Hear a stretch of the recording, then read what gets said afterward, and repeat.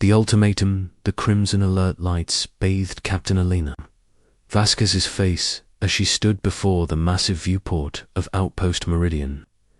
Beyond the reinforced glass, the void of space stretched endlessly, punctuated by the ominous shapes of alien warships. 37 vessels from the Galactic Senate hung in formation, their hulls gleaming with the arrogance of 1,000 conquered worlds. Elena's fingers traced the communication device at her collar. The message had been clear, delivered with the cold precision that marked all Senate communications. Humanity had 72 hours to surrender all remaining military installations and submit to complete disarmament. The alternative was total annihilation. "Captain," came a voice from behind her. Lieutenant Commander James Park approached with careful steps, his usual confident demeanor replaced by barely contained tension. "The Senate fleet is requesting your response to their ultimatum." Elena turned from the viewport, her dark eyes reflecting the same steel that had carried humanity through decades of subjugation. She had served in the Earth's Defense Corps for 23 years, watching as humanity was systematically stripped of its dignity, its weapons, its very right to exist as equals among the stars. The peace treaties had been nothing more than elegant chains, binding Earth's children to a life of servitude. "Tell them," Elena said, her voice carrying across the command center, "that humanity's answer will come in due time." Park nodded, though worry creased his features. "Ma'am, with respect, we have maybe 6 hours of defensive capability against that fleet. Our weapons are outdated, our shields are running on backup power, and we have exactly 43 crew members against their thousands." Elena smiled, and for a moment, Park caught a glimpse of something dangerous in her expression. "Lieutenant Commander, have you ever heard of the Forgotten Protocol?" Before Park could respond, the main communication array crackled to life. The screen flickered, revealing the imposing figure of Senator Kethva, the Zephyrian diplomat whose species had orchestrated much of humanity's downfall. His elongated skull gleamed under the harsh lights of his command ship, and his 4 eyes fixed on Elena with unmistakable contempt. Captain Vasquez Kethva's voice carried the weight of absolute authority. "Your silence speaks volumes about humanity's inherent defiance. This is your final opportunity to prevent the complete eradication of your species." Elena stepped forward, her uniform crisp despite the chaos around her. "Senator, I've been thinking about something you said during the Treaty of Proxima. You claimed that humanity was too primitive to understand the complexities of galactic politics." Kethva's mandibles clicked in what might have been amusement. "Your species has always been ruled by emotion rather than logic. This conversation proves my point." "Perhaps," Elena replied, her hand moving to a secured panel on her command console. "But there's something about human emotion you've never understood. It's not just anger or fear. It's the emotion that drives a mother to lift a burning vehicle to save her child. It's the feeling that makes a man charge into impossible odds to protect his family. You call it primitive, we call it purpose." The Zephyrian's eyes narrowed. "Empty words, Captain. Your surrender or your extinction. Choose now." Elena's fingers found the hidden keypad beneath the panel. 25 years earlier, when the first peace accords were signed, a small group of human scientists and military leaders had gathered in a bunker beneath the ruins of Geneva. They had sworn an oath that day, knowing that peace with the Galactic Senate would never be true peace, but merely a pause before the final blow. Dr. Marcus Chen had been among them, his brilliant mind already racing ahead to possibilities that others couldn't imagine. The Forgotten Protocol was his masterpiece, A contingency plan so carefully hidden that even most of Earth's leadership remained unaware of its existence. Senator Alina said, her voice carrying a new edge, humanity chooses option 3.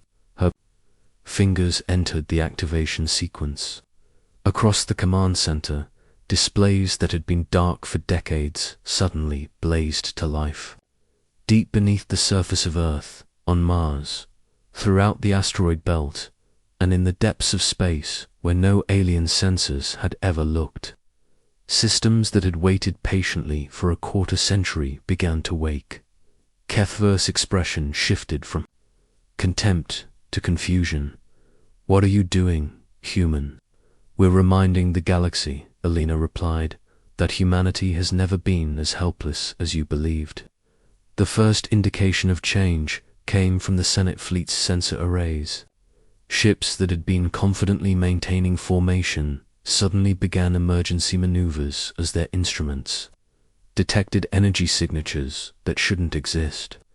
Weapons that Earth wasn't supposed to possess powered up in locations that had been marked as civilian installations.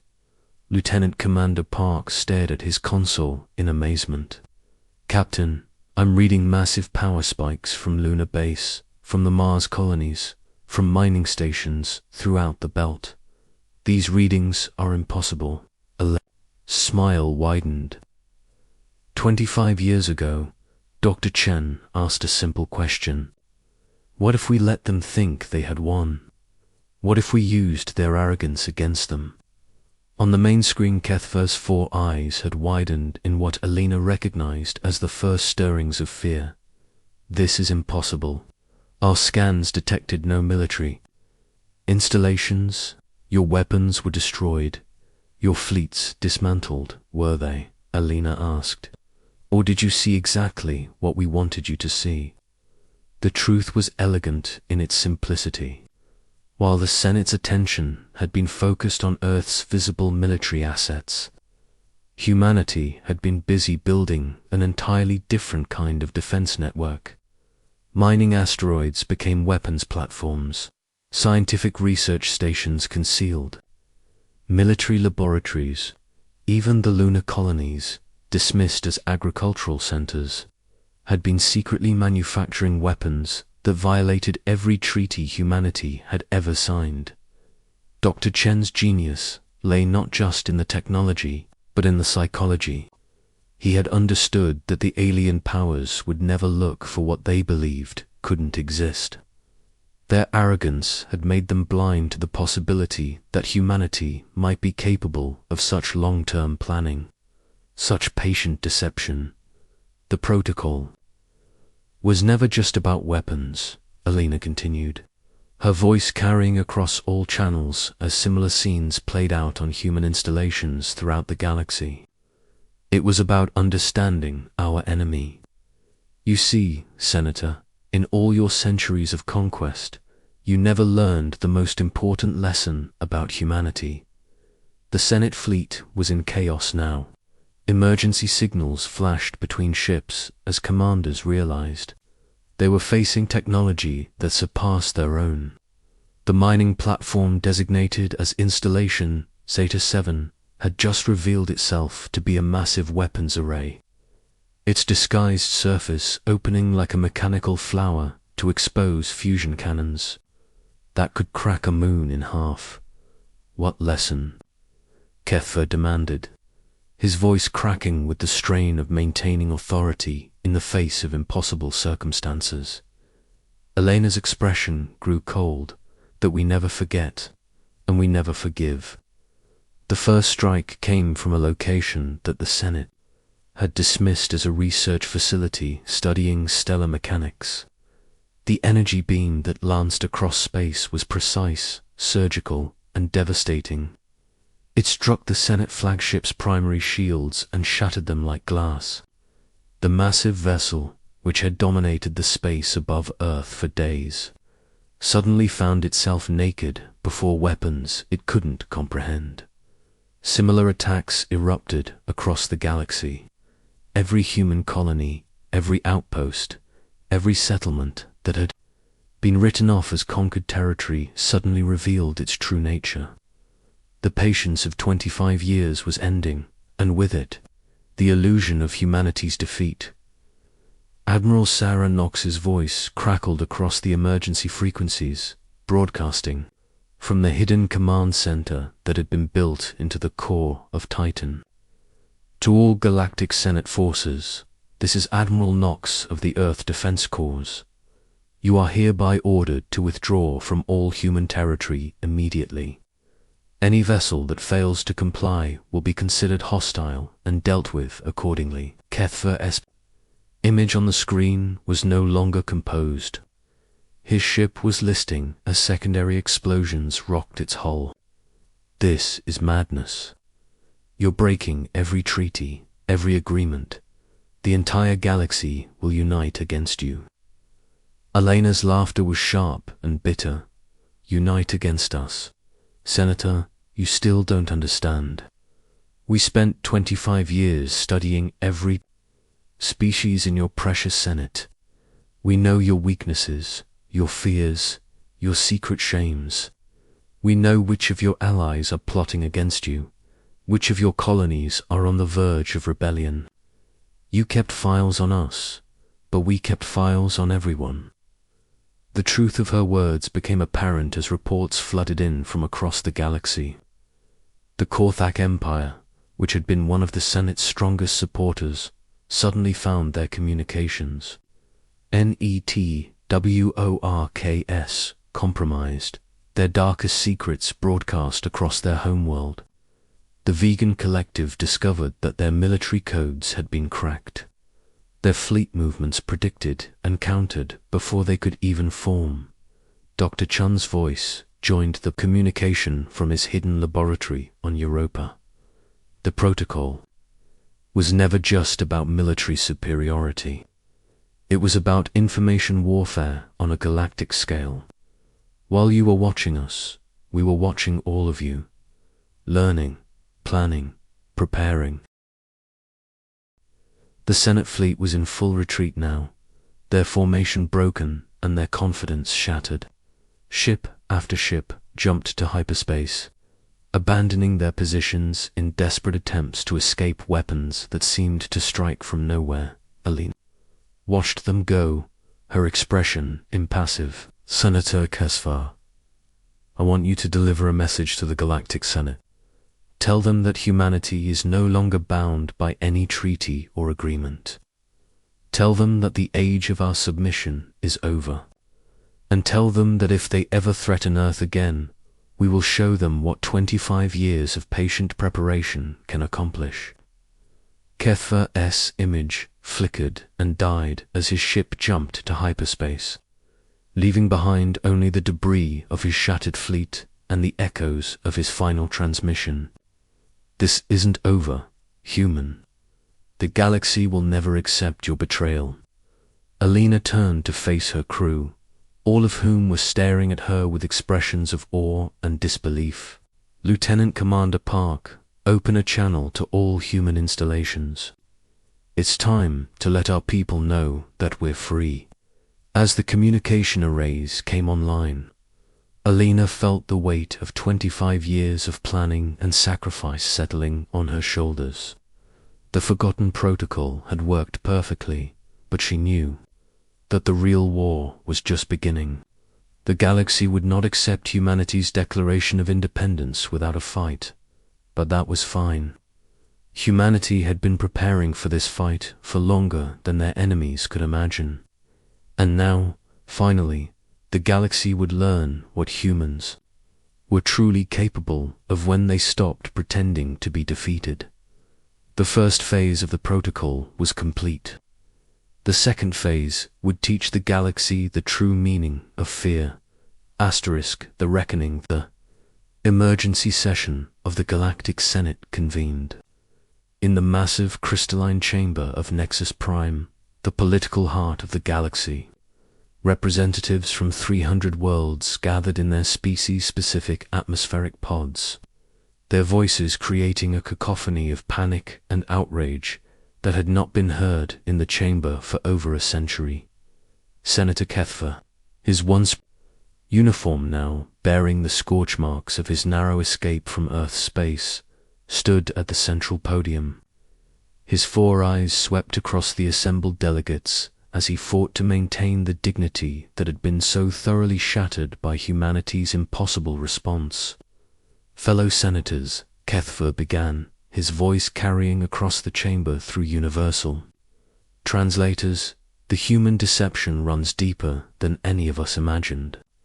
Our intelligence networks report similar attacks on 17 Senate installations across the galaxy. The species we believed to be pacified and contained has revealed military capabilities that exceed our own." The chamber erupted in chaos.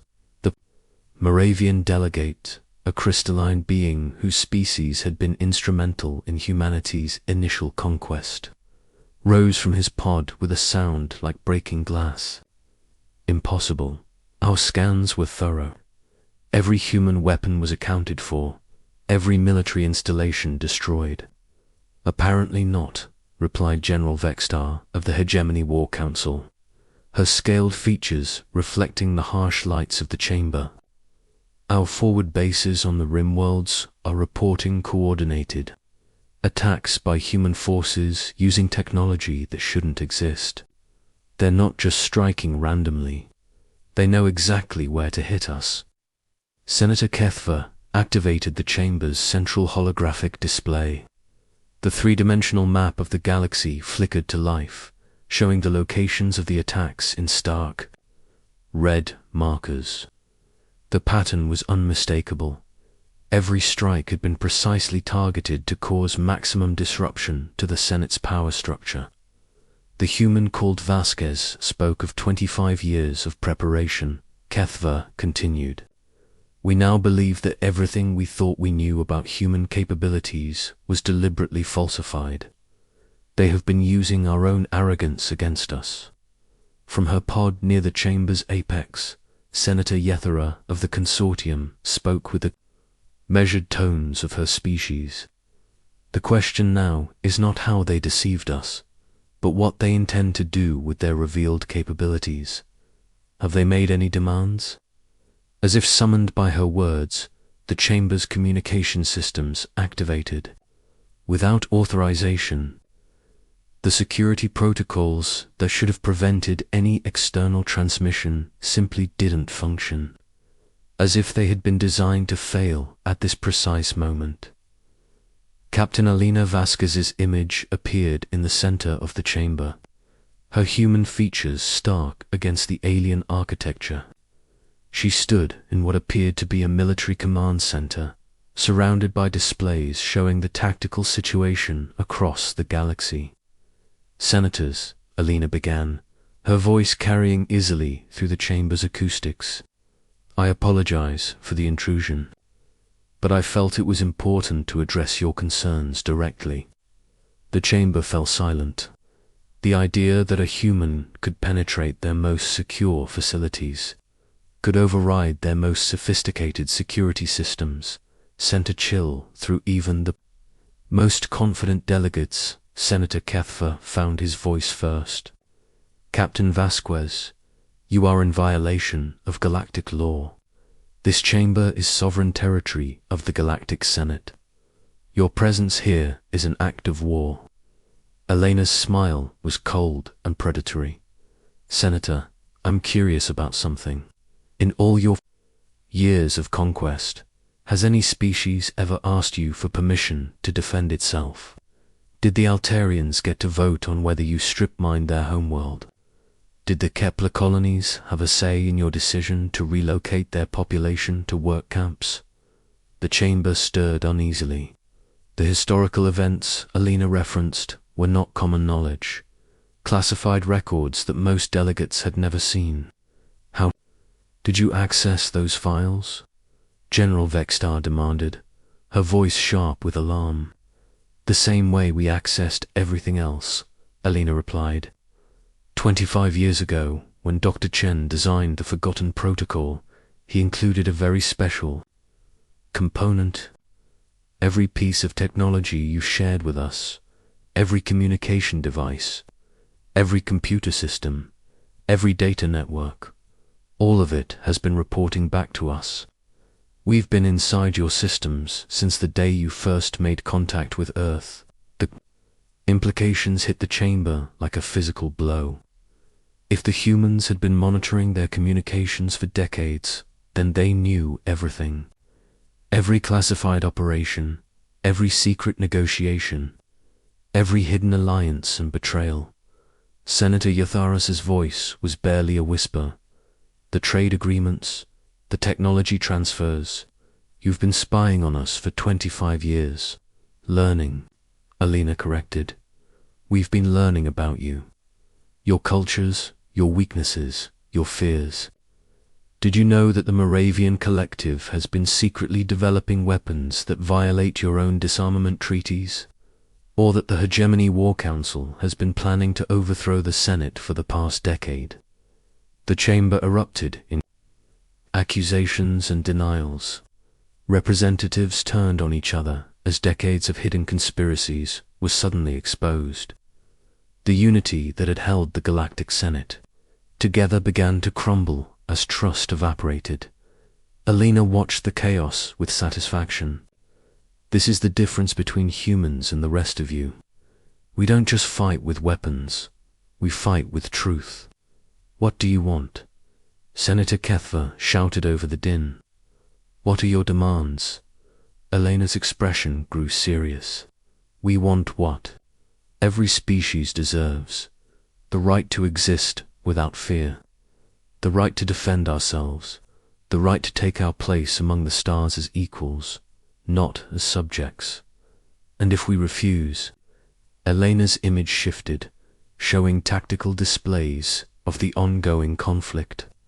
Human forces were advancing on multiple fronts, their movements coordinated with a precision that spoke of years of planning. Senate fleets were being systematically destroyed, their bases captured or eliminated. Senator, you're not in a position to refuse anything. Our forces are currently holding 17 Senate installations. Your primary fleet base at Regulus has been neutralized. Your communication networks are compromised. Your allies are turning against each other as their secrets are exposed.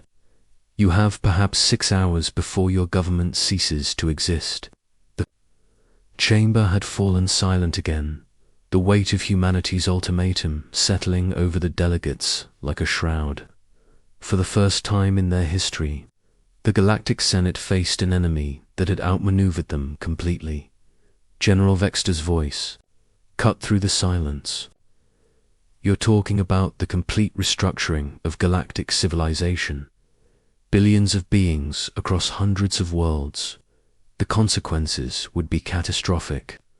The consequences of oppression are always catastrophic, Alina replied. The difference is that now you're the ones experiencing them. From his pod, the Moravian delegate spoke with the crystal chime of his species. What guarantees do we have that humanity will not simply replace us as the dominant power? What prevents you from becoming the very thing you claim to oppose? Elena's expression softened slightly. Because we remember what it feels like to be powerless. We remember the fear, the humiliation, the desperation. We're not seeking to rule the galaxy, Senator. We're seeking to prevent anyone from ruling it. She gestured to something off-screen, and the display changed to show a new image. It was a document, written in the flowing script of galactic standard, but bearing the signatures of dozens of species. This is the Charter of Galactic Autonomy, Alina explained. It establishes the basic rights of all sapient species: the right to self-determination, the right to defense, the right to exist without fear of conquest or subjugation. We've been in communication with resistance movements across the galaxy, and they've agreed to support this new framework. The chamber stirred as delegates recognized some of the signatures. Species that had been considered completely pacified, colonies that had been written off as conquered territory, All had apparently been in contact with the human resistance. Senator Kethver's voice was hollow with defeat. You're dismantling everything we've built. Centuries of civilization, of order, of peace. Peace. Elena's laugh was bitter. Is that what you call it when the strong prey on the weak? When entire species are enslaved or exterminated for the crime of being different? You built your civilization on the graves of those who couldn't fight back. We're just evening the odds. Admiral Sarah Knox's voice joined the transmission from her hidden command center. The charter is not negotiable. Any species that wishes to join the new galactic framework is welcome. Any that chooses to maintain the old system of conquest and domination will find themselves standing alone against those they've oppressed. The reality of the situation was becoming clear to the assembled delegates. Humanity had not just planned a military victory, they had orchestrated a complete political revolution. The old order was ending, and a new one was being born in its place. Senator Yathera spoke slowly, her words carrying the weight of her species' ancient wisdom. If we accept your terms, what happens to those who have committed crimes under the old system? What happens to us? Elena's expression grew thoughtful. The same thing that happens to anyone who chooses to build rather than destroy. You'll be judged by your actions going forward, not your past. But make no mistake, there will be accountability. The victims of the old system deserve justice. The chamber fell silent as the delegates contemplated their options. Outside, the sounds of battle could be heard as human forces continued their advance on Senate installations. The revolution was happening whether they participated or not. Finally, Senator Kethver spoke, his voice heavy with the weight of history. If we were to accept your charter, how would the transition work? How do we prevent complete chaos?